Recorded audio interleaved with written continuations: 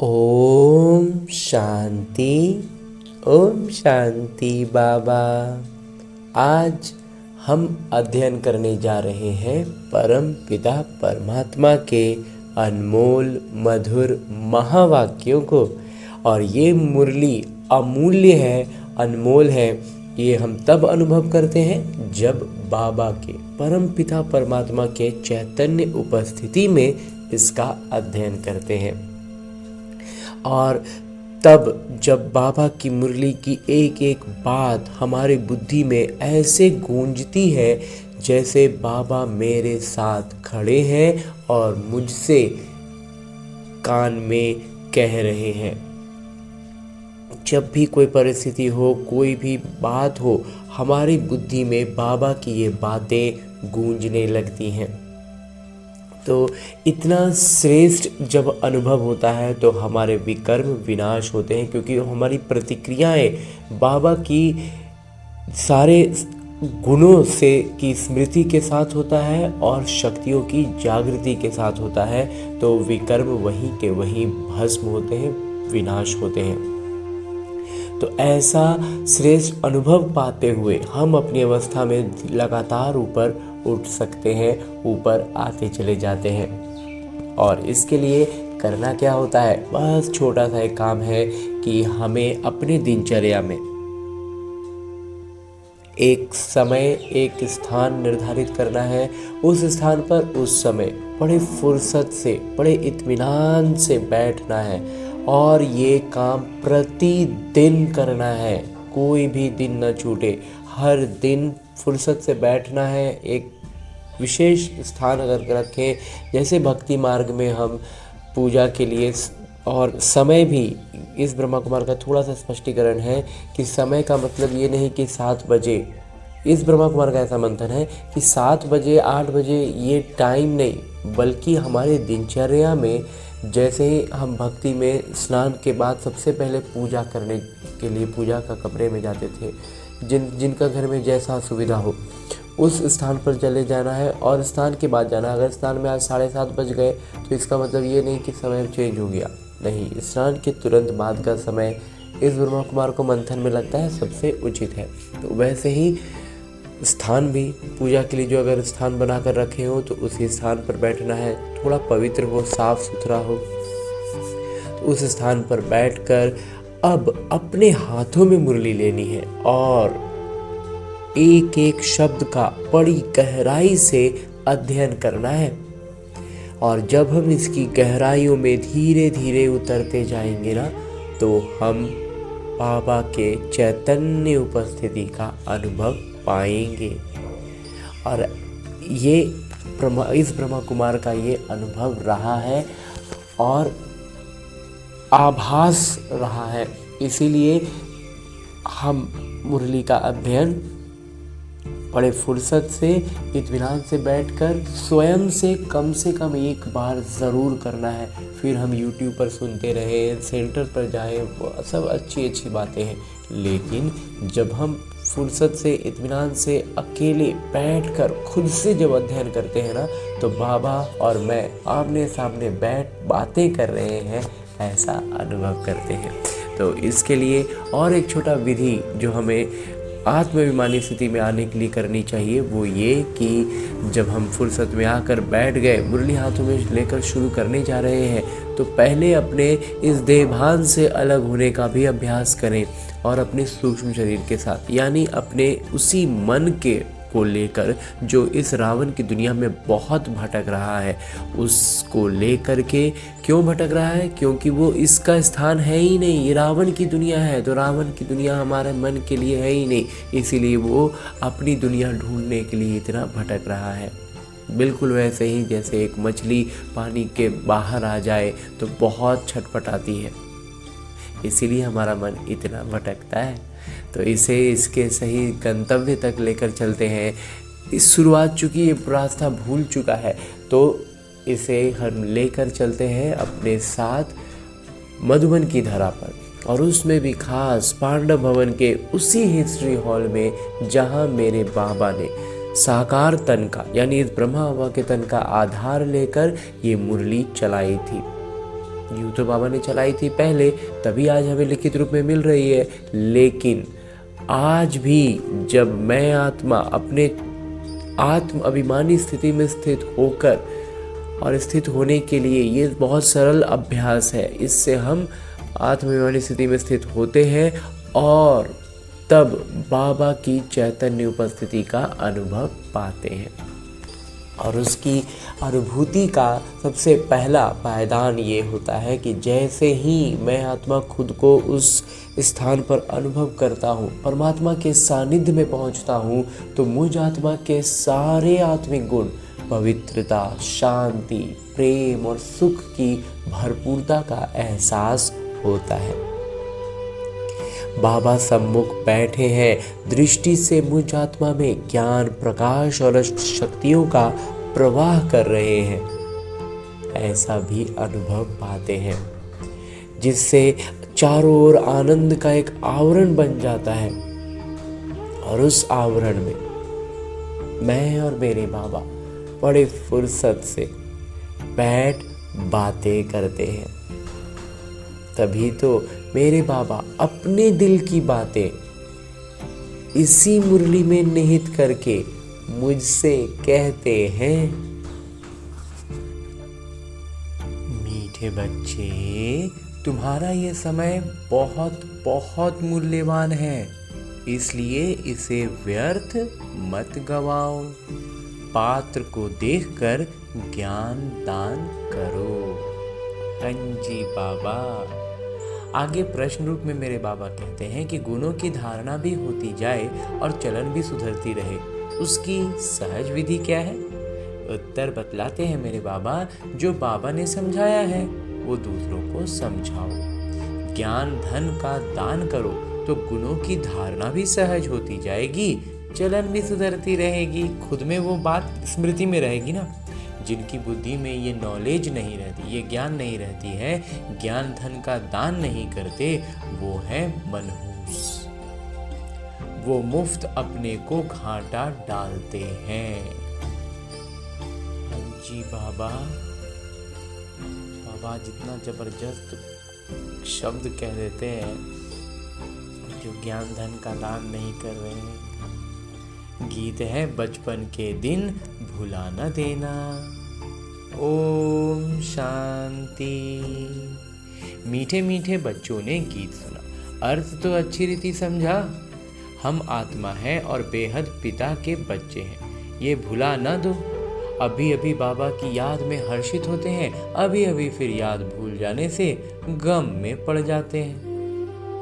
अभी अभी जीते हो, अभी अभी मर पड़ते हो, अर्थात अभी अभी बेहद के पिता के बनते हो और अभी अभी फिर जिस्मानी परिवार तरफ चले जाते हो।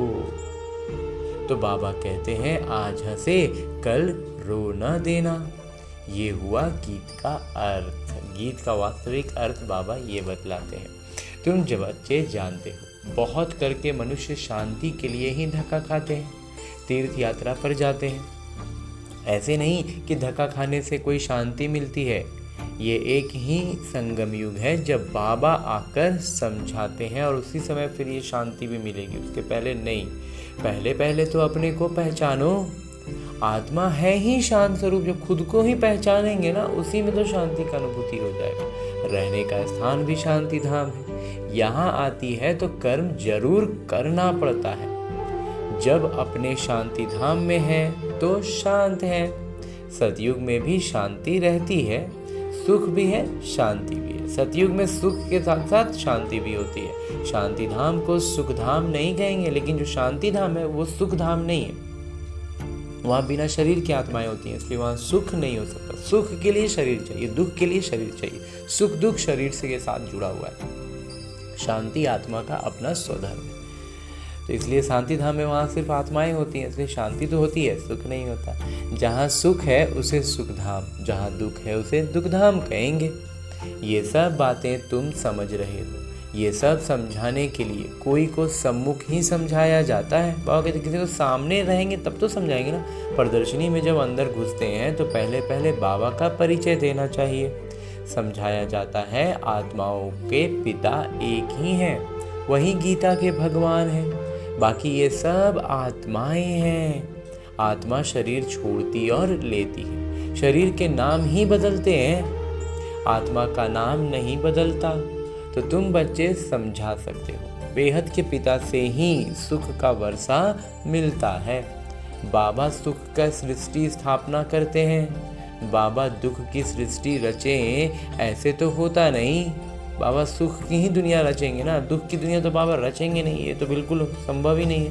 तो भारत में लक्ष्मी नारायण का राज्य था ना, चित्र भी है। बोलो ये सुख का वर्षा मिलता है, उनको सुख का वर्षा इस तरह का मिला है। अगर कहें ये तो तुम्हारी कल्पना है तो एकदम छोड़ देना चाहिए। अगर सामने वाला एकदम से ऐसे कहे कि ये तो कल्पना है, तुम ऐसे काल्पनिक बातें कह रहे हो, तो क्या कहते हैं, फिर छोड़ दो उसको। कल्पना समझने वाला कुछ भी समझेगा नहीं।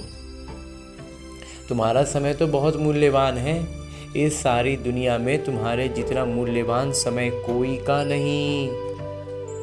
जितना मूल्यवान समय हम ब्राह्मण बच्चों का है ना, बाबा को पहचानने के बाद अपने पुरुषार्थ में हमें अपना सारा समय लगाना है, वैसे में समय व्यर्थ बाबा कहते हैं नहीं करना है। बड़े बड़े मनुष्यों का समय मूल्यवान होता है, बाबा का समय कितना मूल्यवान है। जो हम इस लौकिक जगत की जो VIPs होते हैं, बड़े बड़े अधिकारी या बहुत तो उनका समय का कितना कीमत होता है, बहुत बड़े व्यापारी, तो उन सब का समय का कीमत होता है। बिल्कुल बाबा कहते हैं तुम्हारा तो बाबा का कीमत, समय का कितना कीमत होगा।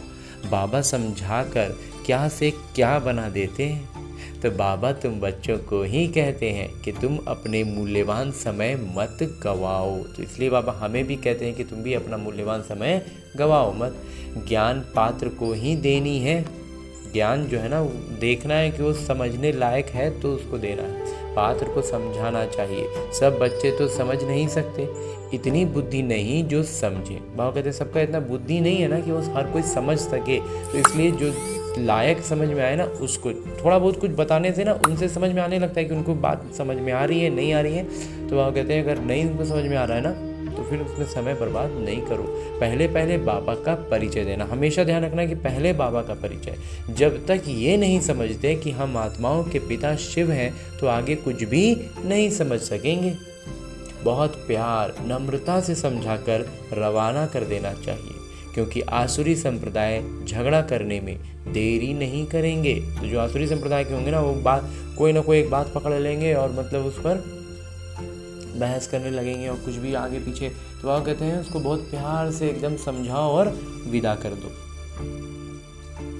गवर्नमेंट स्टूडेंट को कितनी महिमा करती है, उन्हों के लिए कितने प्रबंध रखती है। ज्ञान के छात्र ही पहले पहले पत्थर मारना शुरू करते हैं।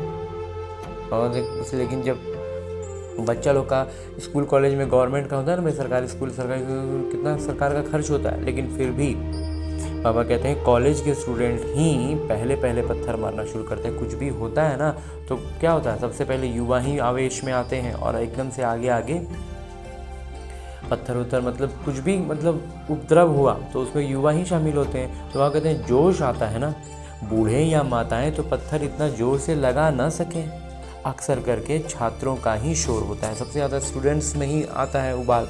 तो वहाँ कहते हैं उन्हों को ही लड़ाई के लिए तैयार करते हैं। तो इसलिए क्या होता है, जो गलत प्रवृत्ति के लोग होते हैं ना, वो उन्हीं को टारगेट करते हैं और सबसे ज़्यादा भी युवा को ही सब ऐसे भी उन चीज़ों में उलझा देते हैं, बुद्धि वहाँ फंस जाती है। तो उनकी जो शक्ति है वो गलत तरफ काम करने लगती है। शक्ति तो है ही आत्मा में, लेकिन गलत दिशा मिल जाता है तो गलत दिशा में बढ़ने लगते हैं। बाबा कहते हैं अब बाबा आत्माओं को समझाते हैं तुम उल्टे बन गए हो, अपने को आत्मा के बदले शरीर समझ लेते हो।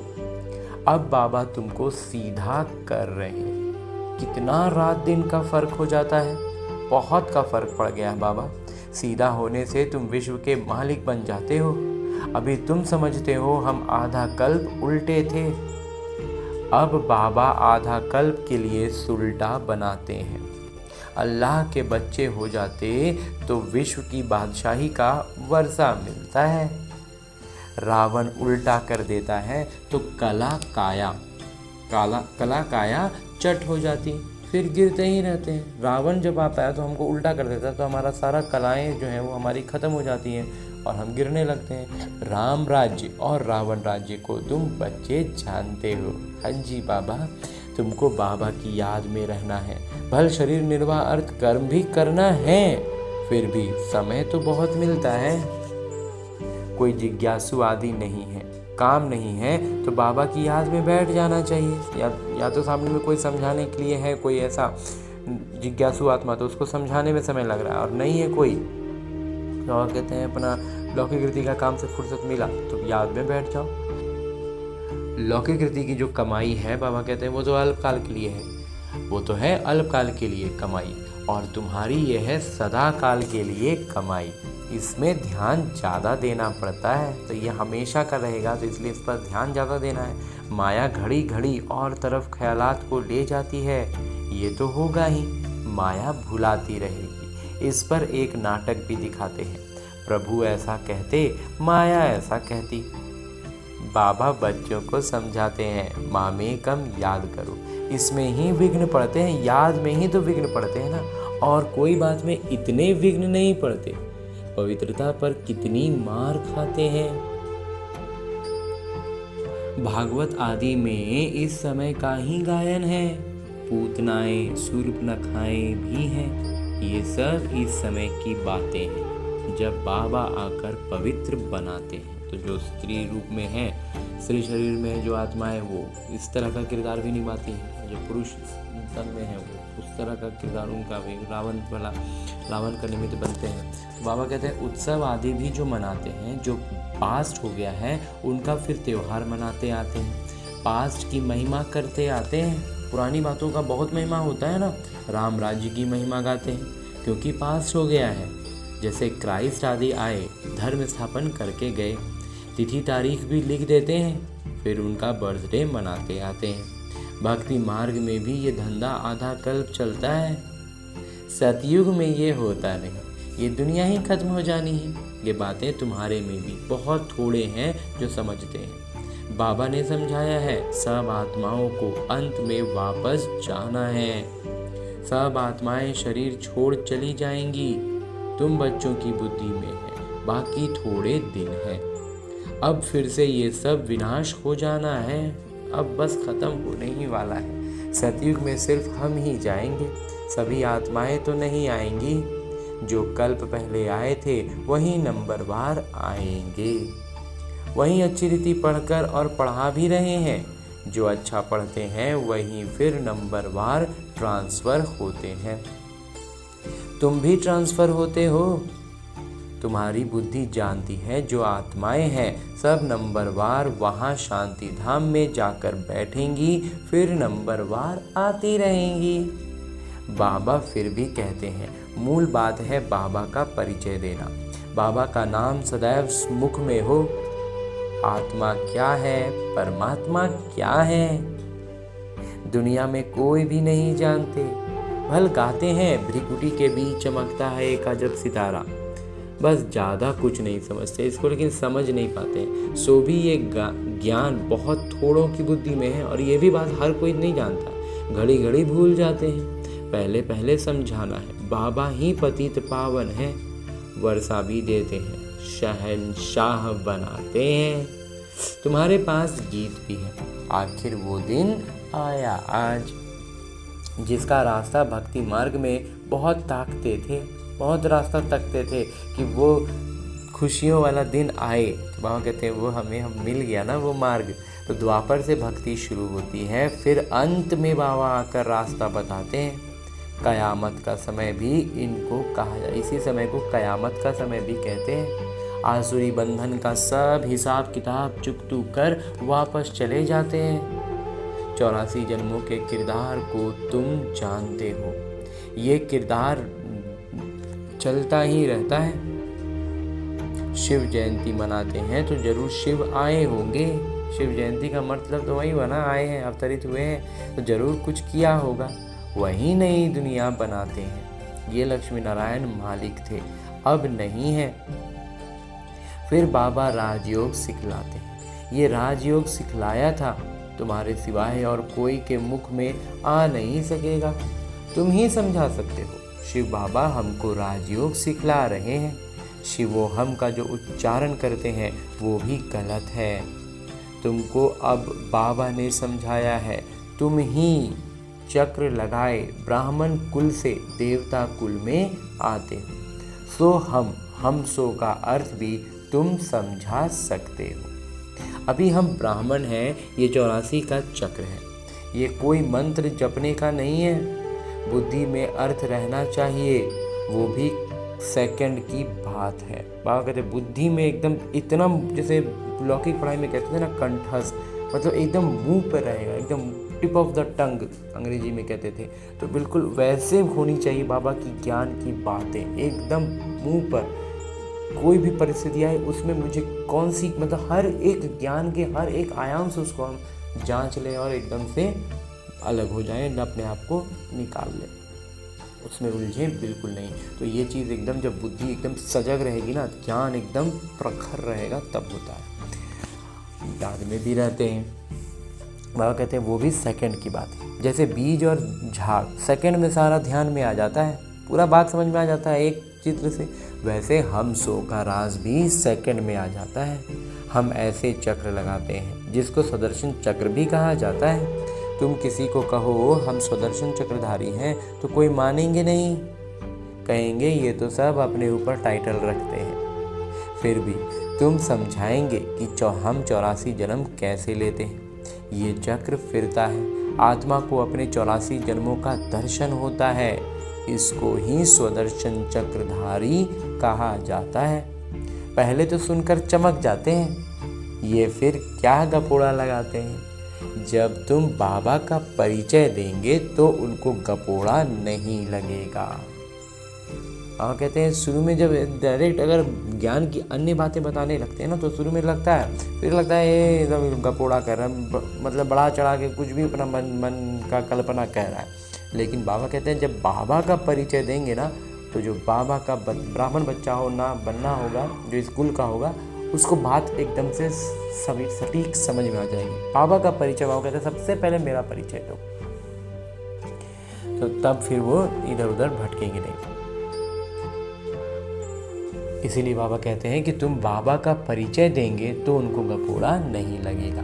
बाबा को याद करते हैं, गाते भी हैं, बाबा आप आएंगे तो हम वारी जाएंगे, आपको ही याद करेंगे। बाबा कहते हैं तुम कहते थे ना, अभी फिर तुमको याद दिलाता हूँ, नष्टो मोहा हो जाओ।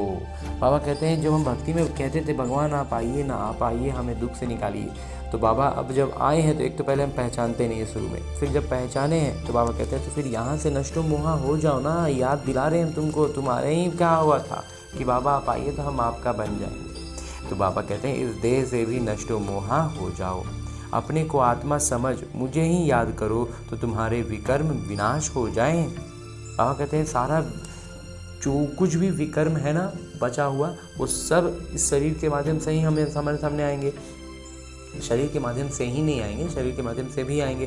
तो उन सब कुछ कैटेगरी क्या है, मेरा विकर्म, और विकर्म विनाश होने के लिए बाबा की याद। बाबा कहते हैं मेरे ही याद करो तो तुम्हारे विकर्म विनाश हो जाएं। ये मीठी बात सबको पसंद आएगी। बाबा का परिचय नहीं होगा तो फिर किसी न किसी बात में संशय उठाते रहेंगे। इसलिए पहले तो 2-3 चित्र आगे रख दो जिसमें बाबा का परिचय। बाबा का परिचय मिलने से वर्षे का भी मिल जाएगा। जब बाबा का परिचय मिलेगा ना, बुद्धि में बात समझ में आएगी ना, तो वर्षा का भी समझ में आ जाएगा। बाबा कहते हैं मैं तुमको राजाओं का राजा बनाता हूँ, ये चित्र बनाओ। डबल सिरताज राजाओं के आगे सिंगल ताज वाले माथा टेकते हैं। द्वापर के राजा जो है सिंगल ताज, तो लौकिक ताज होता था उनके पास, तो वो क्या है, देवी देवताओं को पूजते थे ना, उसी समय से पूजने लगे। तो आप ही पूज्य, आप ही पुजारी का भी राज समझ में आ जाए। पहले बाबा की पूजा करते हैं, फिर अपने ही चित्रों की बैठ पूजा करते हैं। जो पावन होकर गए हैं उनका चित्र बनाए बैठ पूजते हैं। ये भी तुमको अभी ज्ञान मिला है। पहले तो भगवान के लिए ही कह देते थे आप ही पूज्य, आप ही पुजारी।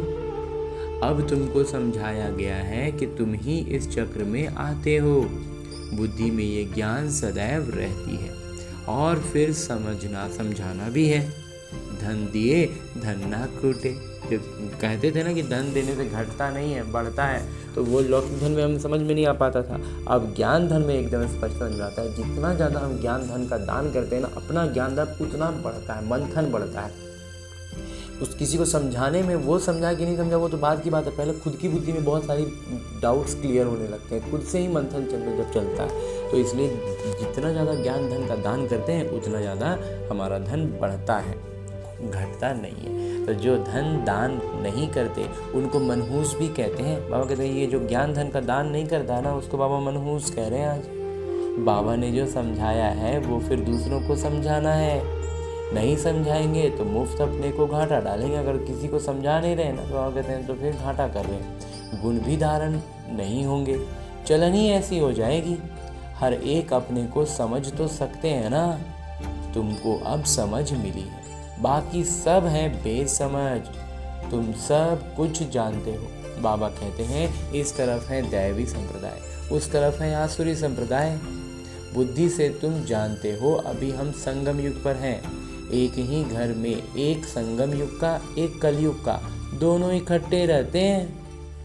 फिर देखा जाता है हंस बनने लायक नहीं है तो युक्ति रची जाती है। बाबा कहते हैं फिर देखा जाता है कि वो भी जो बचे हुए हैं वो बनने लायक हैं या नहीं। अगर नहीं है तो फिर युक्ति से सब काम करना होगा, नहीं तो विघ्न डालते रहेंगे। कोशिश करनी है आप समान बनाने की, नहीं तो तंग करते रहेंगे। फिर युक्ति से किनारा करना पड़ता है। बाबा कहते हैं जो पहले जो कलयुग में और संगम युग में एक साथ एक ही घर में रह रहे हैं, और उसके बाद बाबा कहते हैं कोशिश करनी है आप समान बनाने की, अपने जैसा उनको भी बनाने का पूरा कोशिश करना है। लेकिन अगर नहीं हो रहे हैं, तंग कर रहे हैं, बाबा कहते हैं युक्ति से किनारा कर लो। विघ्न तो पड़ेंगे, ऐसा ज्ञान तो तुम ही देते हो। मीठा भी बहुत बनना है और इस सब का भी ध्यान रखना है, अपनी स्थिति का बहुत ध्यान रखना है, तभी तो मीठे रह पाएंगे ना। नष्टो मोहा भी होना पड़े। एक विकार को छोड़ा तो फिर और विकार खिटखिट मचाते हैं। बाबा कहते हैं एक बड़ा विकार को अगर छोड़ देंगे ना, तो छोटे छोटे छोटे रूप में ना खिटखिट करने लगेंगे अन्य अन्य विकार। लोभ थोड़ा सा, मोह थोड़ा सा, ये सब धीरे धीरे अंदर अंदर करते रहता है। समझा जाता है जो कुछ होता है कल पहले मुआफिक, और जो जहाँ फंस रहा है तो वो कल पहले फंसे होंगे। ऐसे समझ शांत रहना पड़ता है।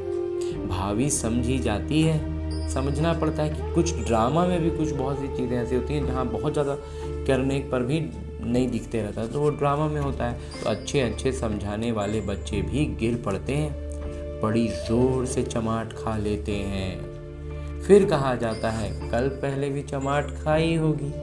हर एक अपने अंदर में समझ सकते हैं, लिखते भी हैं बाबा हम क्रोध में आ गए, फलाने को मारा, ये भूल हुई। बाबा समझाते हैं जितना हो सके कंट्रोल करो। कैसे कैसे मनुष्य हैं, अबलाओं पर कितने अत्याचार करते हैं। पुरुष बलवान होते हैं, स्त्री अबला होती है।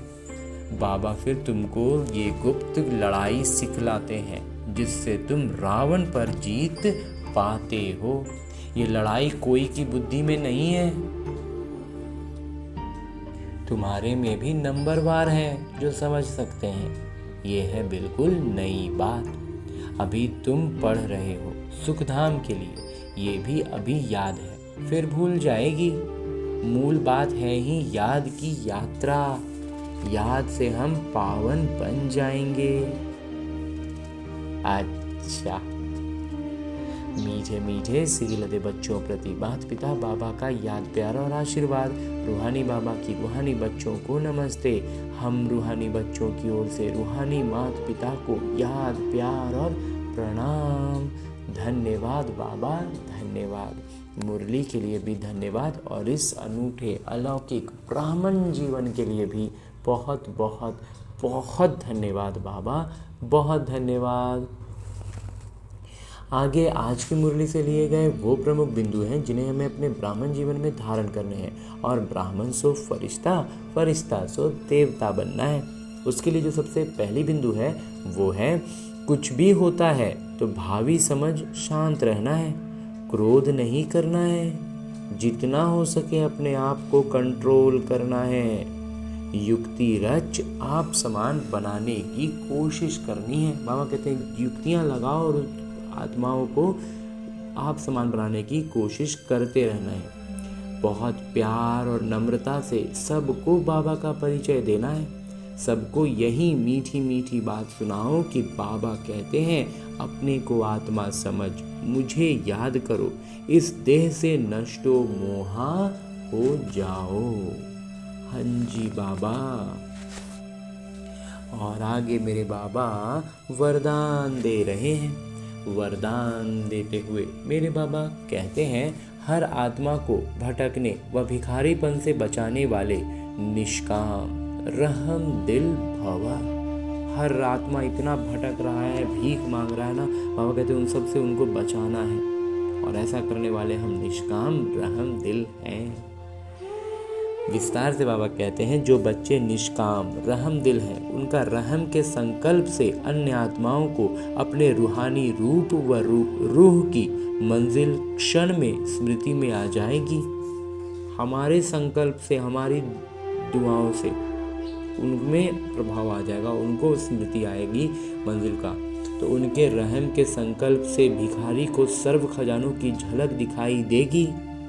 अभी जो भीख मांग रहे हैं ना, उनको झलक दिखेगा कि हम तो भरपूर हैं, अपना वास्तविक स्वरूप उनको दिखेगा। बाबा कहते हैं भटकती हुई आत्माओं को मुक्ति व जीवन मुक्ति का किनारा व मंजिल सामने दिखाई देगी। वो जो भटक रही आत्माएं, वो मुक्ति और जीवन मुक्ति का मंजिल सामने दिखाई देने लगेगा। वे सर्व के दुख हरता सुख करता का किरदार निभाएंगे। दुखी को सुखी करने की युक्ति व साधन सदा उनके पास जादू की चाबी के माफिक होगा।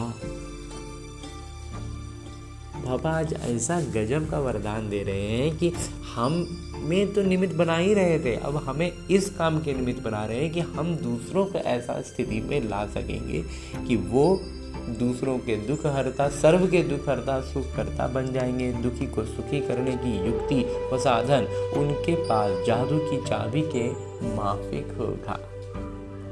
हाँ जी बाबा। और आगे स्लोगन है, मुरली का उपदेश है, सेवाधारी बन, निस्वार्थ सेवा करो तो सेवा का मेवा मिलना ही है। हाँ जी बाबा। और अभी तक हमने परमपिता परमात्मा से उनके साकार मुरली को उनकी चैतन्य उपस्थिति के साथ अध्ययन करने का प्रयास किया और अनुभव भी किया ना। अब मेरे बाबा इसी अव्यक्त स्वरूप में स्थित रहते हुए एक इशारा देते हैं कि अशरीरी व विदेही स्थिति का अभ्यास बढ़ाओ। और इस संदर्भ में बाबा हमें हर दिन अलग अलग युक्तियाँ दे रहे हैं ताकि हम इसकी स्पष्टता के साथ अभ्यास को बढ़ा सकें। तो उसके लिए आज बाबा जो इशारा दे रहे हैं वो है अंत समय में प्रकृति के पांचों ही तत्व अच्छी तरह से हिलाने की कोशिश करेंगे, परंतु विदेही अवस्था के अभ्यासी आत्मा बिल्कुल ऐसा अचल अडोल पास विद ऑनर होंगी जो सब बातें पास हो जाएंगी, लेकिन वो ब्रह्मा बाबा के समान पास विद ऑनर का सबूत देगी। इसके लिए बाबा कहते हैं समय निकालकर प्रकृति के पांचों तत्वों की सेवा करते शुभ भावना की साकाश देते रहो। बाबा कहते हैं प्रकृति का पांचों तत्व जो है ना वो उस समय अच्छे से बाबा कहते हैं हिलाएगा, लेकिन हमारी अवस्था ऐसी होनी चाहिए कि हम एकदम उन सब से एकदम अछूता होते रहते हुए पास विद ऑनर हो जाएं, अचल अडोल रहते हुए। बाबा कहते हैं ब्रह्मा बाबा समान। तो इसलिए अभी से हमें क्या करना है, समय निकाल करके इन प्रकृति के पांच तत्वों को अभी से हमें शुभ भावना का साकाश देते रहना है। हाँ जी बाबा।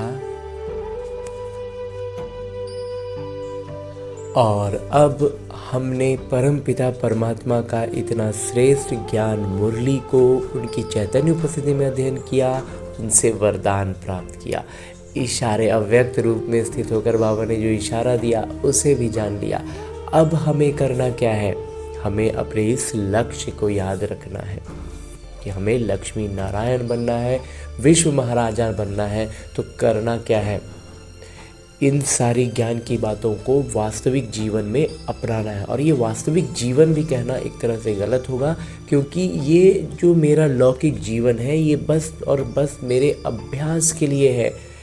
उसका एक अभ्यास पुस्तिका है जिसमें आने वाली हर परिस्थिति मेरे लिए एक प्रश्न है, और उस प्रश्न का मैं कितना आत्माभिमानी स्थिति में रहकर उत्तर देता हूँ, उस पर अपनी प्रतिक्रिया देता हूँ, वही निर्धारित कर रहा है कि मैं अपने लक्ष्य के कितने करीब पहुँच रहा हूँ। तो इसके लिए अभी फ़िलहाल हमें लौटना है अपने इस स्थूल शरीर में, अपने इस किरदार, जहाँ मुझे न केवल अपने सारे आत्मिक गुणों की स्मृति रखनी है बल्कि अष्ट शक्तियों की जागृति रखनी है। और उन अष्ट शक्तियों को इस ब्रह्मा कुमार ने अपने मंथन से इस क्रम में सजाया है कि सबसे पहले हमारे भीतर ज्ञान के बाद जो शक्ति जागृत होती है वो होती है सहन शक्ति। जब हम ज्ञान की महीन बातों को नहीं समझ पाते हैं, कुछ स्पष्ट नहीं हो पाता है, या जहाँ पर भी जिस भी परिस्थिति में हम स्पष्टता में थोड़ा भी उलझते हैं, तो अगर लेकिन निश्चय पूरा होता है तो हम सहन शक्ति की जागृति के साथ हर परिस्थिति को पार कर पाते हैं। उसके बाद जो जागृत होती है वो होती है परखने की शक्ति, और उसी के साथ साथ निर्णय करने की शक्ति। अब निर्णय क्या करना है? निर्णय करने के लिए हमारे पास 5 शक्तियाँ हैं कि हमें इन 5 में से कौन सी शक्ति का इस्तेमाल करना है। तो इसमें सबसे पहला इस ब्रह्मा कुमार को लगता है कि है समेटने की शक्ति। समेटने की शक्ति का अर्थ है, इस ब्रह्मा कुमार का मंथन रहा है कि सबसे पहले जो आती है वो है समेटने की शक्ति। समेटना क्या है? अपने उन पुराने संस्कारों को जो रावण के प्रभाव में बने हैं। दूसरा है समाने की शक्ति। वही सारी संस्कार जो अन्य आत्माओं में, संबंध संपर्क की आत्माओं में रावण के प्रभाव में पनपे हैं, विकसित हुए हैं और वो उनसे घिरे हुए हैं, तो उनको उस नज़र से हम देख पाएँ, इसके लिए हमें शक्ति जो चाहिए वो है समाने की शक्ति। तो उनके रावण के प्रभाव में बने संस्कारों को समाने की शक्ति। उसके बाद जो आती है वो है संकीर्णता की शक्ति। संकीर्णता की शक्ति का अभिप्राय इस ब्रह्मा कुमार के मंथन के अनुसार है कि जहाँ पर हमारा हस्तक्षेप का या फिर हमारे इन्वॉल्व होने का, हमारे उससे जुड़ने का कोई अर्थ नहीं है, हमारे लिए वो व्यर्थ है, तो वैसे में अपने आप को उसमें जोड़कर हम खामोखा में कहीं उलझ ना रहे हो, इसके लिए भी, इसका स्पष्टीकरण के लिए भी हमें शक्ति चाहिए कि जहाँ ज़रूरत, मतलब संकीर्णता के साथ, मतलब जिसको कहते हैं कि आराम से हम निकल सकते हैं और हम झूठ मूठ में फंस रहे हैं, वो काम ना करके, तो इसके लिए भी शक्ति चाहिए। तो वही है संकीर्णता की शक्ति। उसके बाद जो है वो है सामना करने की शक्ति। तो ये भी हमें परखना होगा ना कि हम यहाँ से एकदम, मतलब बिना किसी जुड़ाव के एकदम सीधे निकल सकते हैं या फिर हम निकल नहीं सकते, तो हमें उसका सामना करना ही है। तो हम उस परिस्थिति का, उन बातों का अच्छे से सामना कर पाएँ, उसके लिए भी हमें जो शक्ति चाहिए वही है सामना करने की शक्ति। और उसके बाद जो एक शक्ति है उसका नाम है सहयोग की शक्ति। सहयोग की शक्ति का अर्थ है कि जब हम अपने सारे गुणों और शक्तियों से खुद को भरपूर अनुभव करते हैं, सारी शक्तियों की जागृति के साथ होते हैं, तब हम अन्य आत्माओं को सहयोग दे सकते हैं। यूँ तो हम यहाँ गलती ये करते हैं कि आज हमने पहला ज्ञान समझा और हम दूसरों को बताते हैं, तो ये बहुत खुशी और उमंग उत्साह के लिए ठीक है, लेकिन दूसरों को बताने में अगर हम पीछे हो रहे हैं, हम फिसल रहे हैं, वो हमें खींच ले रहे हैं, तो इसका मतलब है कि हम सहयोग की शक्ति से भी निपुण नहीं हुए हैं। तो जब तक हम खुद का पाँव अच्छे से न जमा लें, हम बाढ़ में किसी बह रहे या व्यक्ति को लौकिक तौर पर अगर उदाहरण के रूप में देखें तो किसी को बहता हुआ क्यों हम रोकें और खुद ही हमारे पाँव जमे नहीं हैं, हमने खुद को रस्सी से कोई चीज़ से बांधा नहीं है, तो फिर हम दूसरों को मदद नहीं कर सकते हैं, हम खुद ही बहने लग जाएंगे। तो इसलिए हमें इस बात का स्मृति रखनी है, इस शक्ति को भी समझना है। तो इस तरह की अष्ट शक्तियों की जागृति के साथ सारे सातों आत्मिक गुणों को स्मृति में रखते हुए सारी प्रतिक्रियाएं हमारे इसी अनुसार हो, ऐसा अभ्यास करने के लिए लौटते हैं अपने इस किरदार में, अपने इस स्थूल शरीर में। अच्छा, ओम शांति।